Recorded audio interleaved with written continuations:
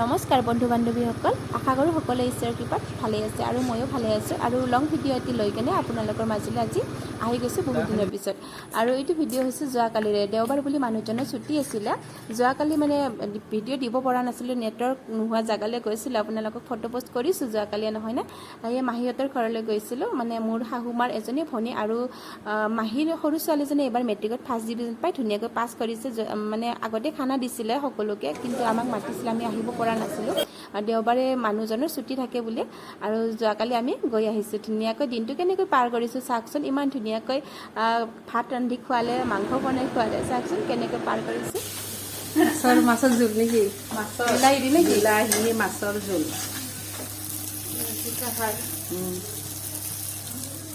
ভাত কেৰেলা ভাজি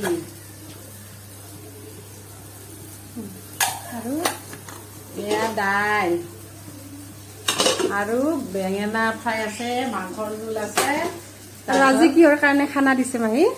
এইটো দিছো, আমাৰ ৰাহুল আৰু পপি বোৱাৰী আহিছে নহয়। আৰু এই আমাৰ এইজনীৰ ৰিজাল্ট ভাল হৈছে ন? কি হৈছে ৰিজাল্ট কোৱা? ফাৰ্ষ্ট পাইছোঁ আৰু আৰু এই ফাৰ্ষ্ট ডিভিজন ন? 65 মেট্ৰিকত ফাৰ্ষ্ট ডিভিজন পাইছে। সেইকাৰণে আমি আহিম বুলি আহিব পৰা নাছিলোঁ ইমান দিনৰ পৰা। ঘৰত যোৱাই হৈছে, বহুত বৰষুণ। ভাল লাগিছে। ইমান দিনৰ পিছত বৌ আৰু দাদা আহিছে, বহুত দিনৰ মূৰত। মোৰ সঁচাকে বহুত ভাল লাগিছে। সেইকাৰণে আজি ইমান দিনৰ মূৰত লগ পাইছোঁ একেলগে। সেইকাৰণে আমি এটা সৰু চাই পাৰ্টি দিছো। আৰু ইমান গৰমত আমাৰ পাৰ্টি চলি আছে ইয়াত। ৰান্ধনীয়ে ৰান্ধি আছে আৰু আমি খাবৰ কাৰণে ৰখি আছো। এয়া মাংস বনাই আছে আমাৰ ভনী। ভনী ভালকে বনাবা।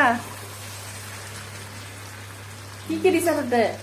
ইয়াত পিঁয়াজ, আদা, নহৰু, মিট মছলা, জালুক, মছলা বেছিকে দিছা গৰম নেকি? মছলা। মছলা দিয়া নাই বেছিকে ন? মছলা কমকে খোৱা ন?